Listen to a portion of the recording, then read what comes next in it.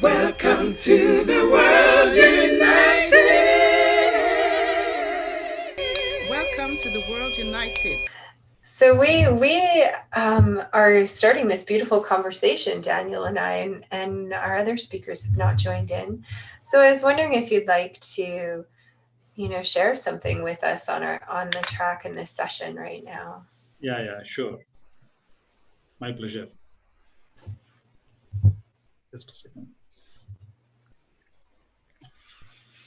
So, when we conceived the idea of World Parliament on Spirituality, we were actually thinking about different themes. The main theme was inner awakening, and the second theme was, as you know, how we apply to social reality. So, when we are working out spirituality for health, education, business management, science and technology, women and youth empowerment, politics, they all have come forward. We ignored one very important subject, that is family well-being. So only, I think, 1 month before the first World Parliament in 2012, we thought of including two important subjects. One is spirituality, family well-being, and spirituality, disability management. So with these two entries, we thought everything is almost complete. And for the past 8 years, I have been asking several people about, are there any more dimensions to be added to the existing 14 themes that we are already having. So for the 8 years, I am not hearing anything else. So with the entry of family well-being, it is already completed. Now, understanding what is family, what is beingness, what is well-beingness, and how we can move from pocket-sized biological family into a global-sized oneness family. And based upon this idea, the World Parliament on Spirituality has been manifested. So, welcome and greetings. Congratulations, my dear friends, Daniel, OLEXA. Thank you. Wonderful to meet you. Thank you. The Wagner mother and son, they were there? Left? They left earlier. Yep, they were there for a while. Okay. Yep. Its recording is over? No. Still recording, I think. Should be anyways. Is going on? Oh, I don't see it recording. Yeah, I think it's over. There it goes. The session is over now? Well, we are just going to do a little panel conversation. And Okay. Yeah, so we're going to start that. You're welcome to join if you like. Yeah. So Daniel, as you were, sharing, one of the things that I started to understand within my own experience as a mother is that complete uniqueness of the frequencies of the colors that make up who I am in my life and what make up my daughter, and how they intersect and overlap. So within the conversation of family well-being, I'm sure that you must see the spaces where families are confused about how to integrate that energy, as often parents want to have their children become like them, and it's difficult to see the way that we're enhanced and altered so beautifully by being a parent. And it's an interesting concept, because as I think about my growing up and my childhood, my parents grew up during the Depression.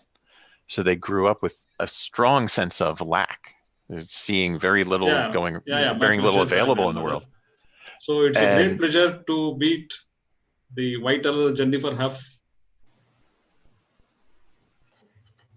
Go ahead, Daniel. And that as I was growing, I was born in the late 60s. And as I'm growing up in the 70s, now we've been through the 50s, we're through the abundance, very different world, yet they're still viewing it through eyes that they learned between the late 20s and early 30s. And the the imposition of, I want this more of, this is how the world is and who you should be. And their vibration was, without a judgment on it, just an observation, a lower vibration, more of a survival level. And I have always felt like mine was a slightly higher, more of an abundance model, but that imposition of survival mode on top of it kept it quiet for years. But it wanted to come out, and that understanding that, here's how I describe it with clients, or with when I have these conversations. It's like, just let's say my frequency of light is green. I'm just picking colors here. And your frequency of light is violet. That those two colors don't necessarily go together. Or actually, let's go with orange and violet, because they're completely, there are no common components there at all. Totally opposite. Yet, so if I'm here in my orange space, like, rest of these orange people, we're great. And like some of the red ones, I get, yeah, we're kind of a little bit there, and maybe a little bit of the yellow, but maybe not all the way over to that yellow green color. They're a little weird. I completely do not get violet. But that space of opening up and recognizing that there's a wholeness and a truth in the violet, and allowing the child to have a different experience without imposing my color scheme on top. I'm essentially trying to paint an indigo child in my orange paint to be orange. It doesn't work. It doesn't work. And if two things will happen, either it will be like what was the James Bond, the Goldfinger movie, where the one woman was painted gold and suffocated. We either suffocate our children because we put too much paint on them and their light never shines through, or we get just enough on them to slow them down, but eventually their light shines through because it's so powerful. But wouldn't it be better just to give them the space to create their own expression from the very beginning? It's beautiful. It's fascinating as you're talking, and I've just switched to speaker view because there's just the two of us, so I thought it would feel more like a conversation, right? Awesome. I enjoy the conversation, and it's fascinating to me because honestly, years ago, I would try and explain to people these awarenesses of, so like orange and violet obviously don't go well together. Okay. But you can still see the beauty in violet, and you can still see the value in orange. And then you can actually come closer together when you decide to see the value.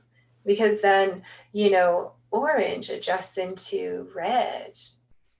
And then violet adjusts into a different color. And you can become closer and closer as you decide to see the gift and value in each light.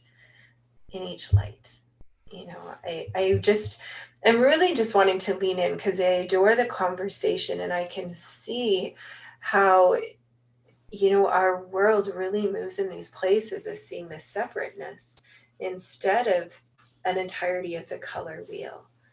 As we look at everyone and go, we're all part of this beautiful wheel of existence.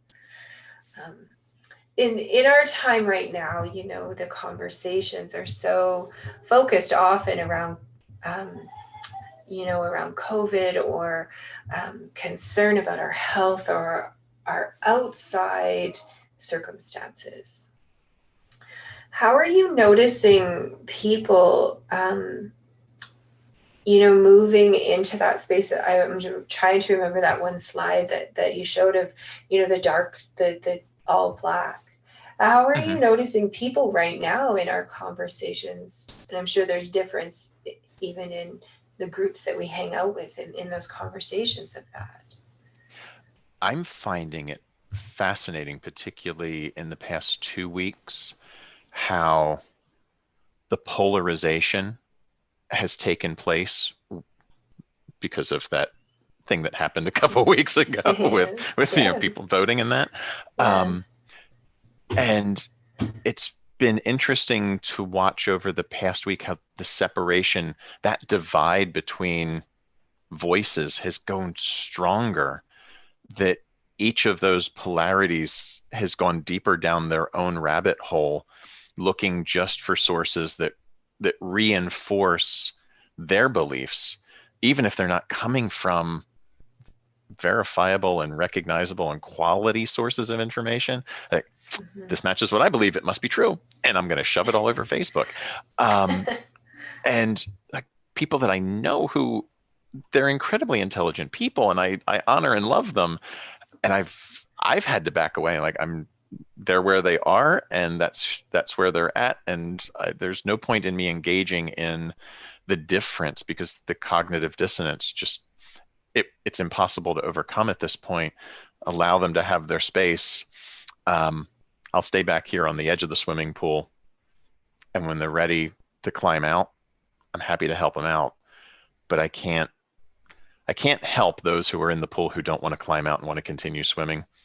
But I can stand on the edge of the pool and reach a hand down to those who want to reach up and be pulled out of it to see things differently. It's a really magnificent way to interpret valuing and accepting of people. Is to, you know, I don't often, in my general conversations, I'm not often in that space with someone who says, oh, I'm so happy for you to be in the pool, and it's a beautiful pool, and I'm so happy to be on the side of the pool, and how wonderfully we can allow for that, you know, that united experience in such a way. You know, in my own life recently, we had an experience with our daughter, and her father and I are no longer married. And yet we have this like beautiful coexisting of experience. And she had a medical experience, and he had said to me, we're in this together. And as, you know, the time unfolded, I realized that there's portions of life where you are actually in it together with somebody, where those colors are intersecting and becoming something new. And there's times when you are just in the same experience at the same time, and your colors aren't transforming, right? So I would suspect in our world right now, there's a lot of that going on, that we're in similar experience at the same time. What is it that you do to help people come to that place of, oh, we're in this together. I wish to see you, and I wish for you to see me. How do you translate that in your conversations? The biggest one is to give people space to be themselves without any judgment from me. In my practice, when I'm working with individuals, and when I'm teaching, I teach a life coaching course for an organization called the Certified Life Coach Institute. And when we come into training, I point to that door over my shoulder and said, when you as coaches, when you leave this class and you sit down in your coach chair to meet with your client, there's a coat hook on the other side of that door that says judgment and ego. And you have to hang it there and walk in to just be open to really hearing, seeing, and valuing the client with not even the slightest face tick of like, really, you think that? Right. You're crazy. Right. Judgment is one of those spaces in our world where, man, I feel it right away. I recognize when I'm in it, but I'm not always able to like pull back from it. And, you know, I think it requires just a commitment to the awareness of it. I often will hear people say, I'm in judgment. You're in judgment. I'm in judgment. And then they're in judgment that they're in judgment. And it's like this ever ending rabbit hole of, how do I get out of this? What kind of tools do you use? The first one is recognizing that there's no need to be in judgment of judgment, that there are perfectly fine times to be in judgment.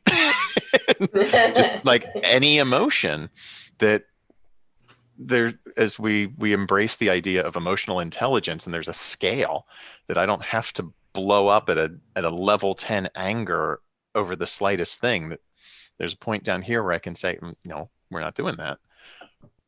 And when we're out of emotional intelligence and not in alignment, and we have these explosions that are completely out of alignment with the situation at hand, and then we judge it because we overdid it, we put a shaming value on this full-on expression of emotion. There are times when this is absolutely required, and you better be able to tap into it without saying, oh, I can never do that. There are times you absolutely need to. So embracing that continuum of I respond appropriately in all situations, and maybe I stumble sometimes, but I get better at it, that I have a better range than just 0 and 10. I've got a full range of gray between. And in talking with clients, just the breathing, recognizing the feeling and where it's coming from, sometimes what its story is. I get into a lot of work with the shadow, that part that we disavow. But in Debbie Ford's work, you're not whole if you're disavowing your shadow. That's part of you as well. Yeah. Do you do a lot of work with families in this space of their confusion? I find sometimes in the work that I do that there's this confusion of how I can't possibly see my child, in that beautiful light. There's these moments where they're so different. My daughter's so different from me. And I'll be like, how do I see her, and how can I not see her? What is happening to me that I'm not able to see her in that light? And often I find there's confusion for myself and other people when we see somebody we love or care about respond in a certain way, and it doesn't make sense to us. It's, what is it that I just want to, that's it. I just want to put that out there. And yeah. I don't do a lot of work with family, although my work impacts families. So I work with individuals. Sure. But the thing I see is when we shift from this model of I don't understand my child into what could you learn from them?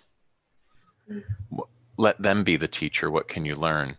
It opens up that space of understanding the color, their color, and how it impacts the world, and without a judgment, and with a joy of accepting, because now we're moving into that space of our two colors are coming together to create something new, or I am opening the space to, while it doesn't require my permission, to allow the other person to be who they are authentically and really discover who they are, because isn't that what we want for our kids anyway?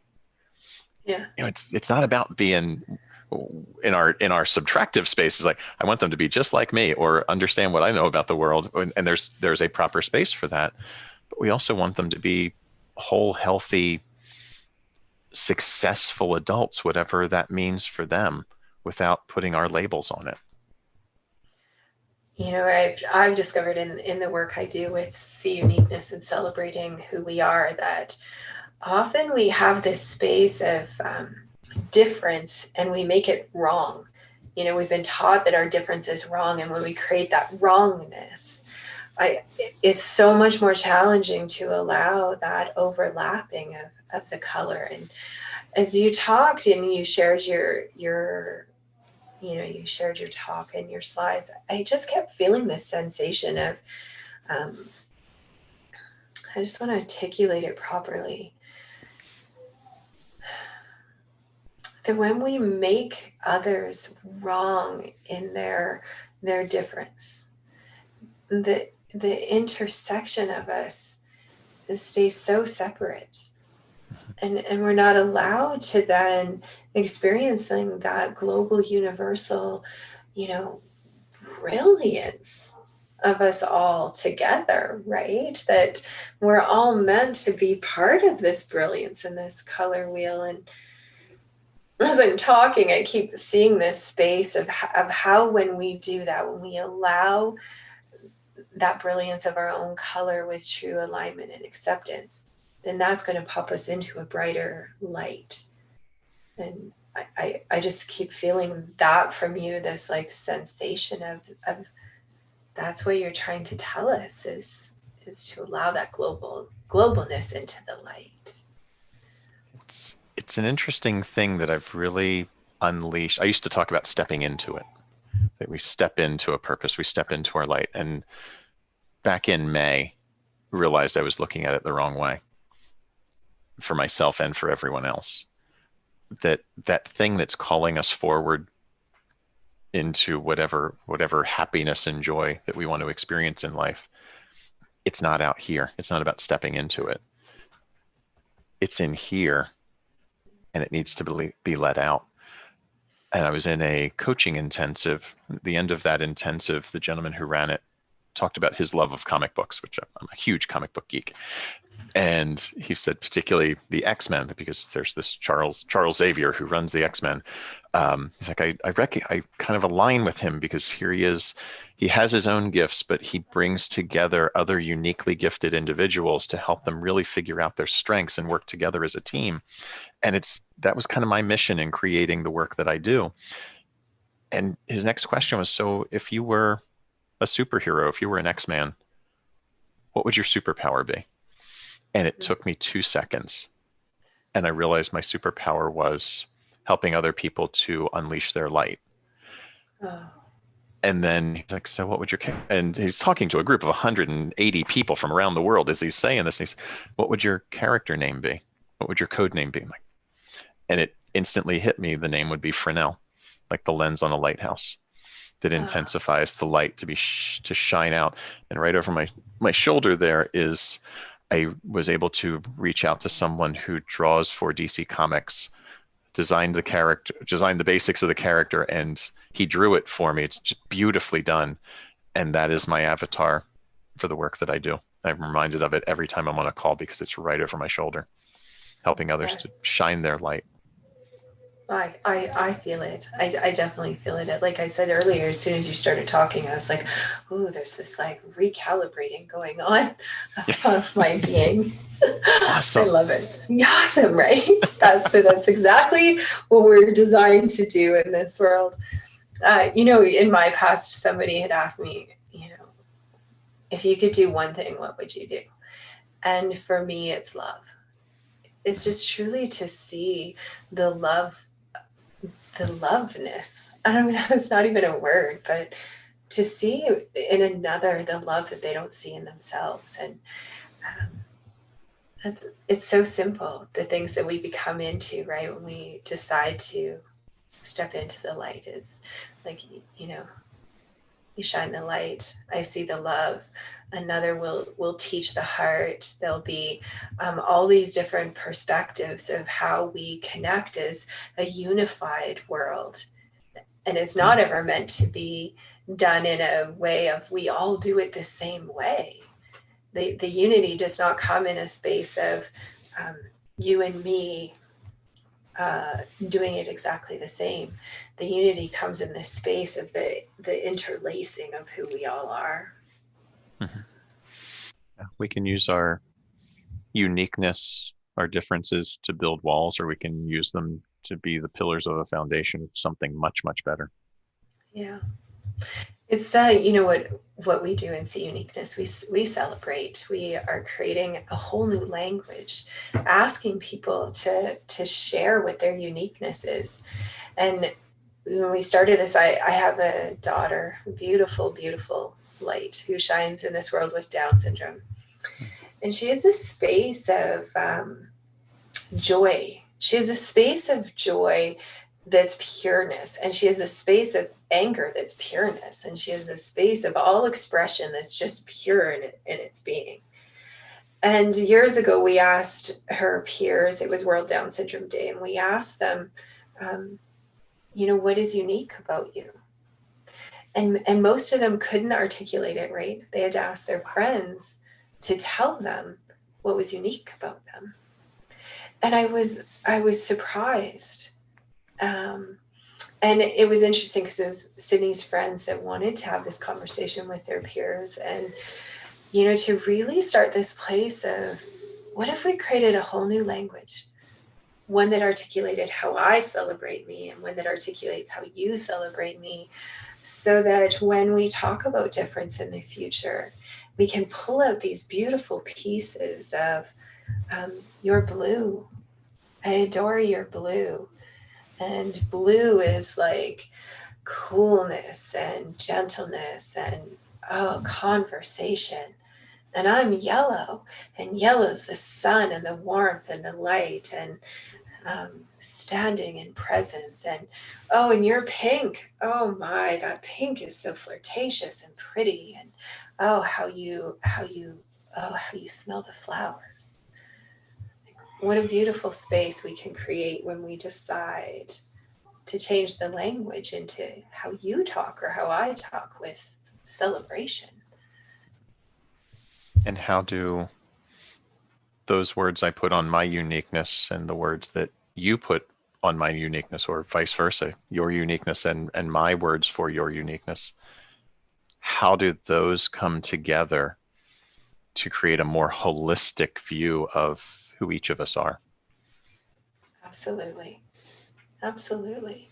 Instead of the space, I know, like I grew up, I said it earlier, I grew up with an understanding of you can be seen but not heard, and you should only be seen in certain circumstances. And, you know, this generational space that you were talking about, the scarcity that you understood growing up, it wasn't yours, but yet it affected how you moved in the world. And to see those things move away in this generational shifting into how our young people are becoming these global citizens that have an awareness that, wow, we can celebrate somebody who's completely different on the other side of the world. You know, I never had that experience as a young person. It's a wonderful thing to see come together, and it's fascinating to me as that opens up. The old voices get a little louder, trying to paint over and keep it from being seen. Yet there's no stopping it. There is no stopping that light and the love, because that is the greatest energy of all. Yeah. Fear and division is weak, but it sounds loud and scary because it tends to talk in loud voices. Yeah, it is loud. It's just louder, but it's not. It's not more powerful or not. I don't know. I think it is weak, like you said, fear, and it's not stronger. It's just louder. Just louder. In a loud room, we can each command that room with a whisper. That's what stands out. Oh my gosh, that's so beautiful. So beautiful. In a loud room, we can each command the space with a whisper. I believe that truly, you know, we're experiencing so many new things in the world right now. And I remember when months ago when we all were in these places of, oh, I can't hug anymore and I can't shake hands anymore. And I examined the conversation, first of all, with a friend of handshaking, and had asked, you know, why is that so important? And, you know, he was a man, and he said he was taught by his father that's how you determine the character of somebody, was whether or not they could shake your hand. And yet, when you remove that from a situation, that's when you connect with your heart. Mm-hmm. And you have to pause and really sit in the connection of another. And I love this thing that's happening. I love this thing that's happening in our conversation, and the bigger conversations right now is, though we can't hug in a physical way, or we can't shake your hand, we can feel your color. You know, we can feel your light. And I'm sure that everyone listening is so grateful to feel the light that you're shining for us. Yeah. It's there for everyone. Yeah. Absorb what you need and reflect what is yours. Let your color, let your spectrum become fuller. I love that. So I have like a practical question. Just a practical question. We're almost up to our hour, and I love that we've gotten to have this this beautiful conversation. Thank you so much for your willingness. Sure. So thank you.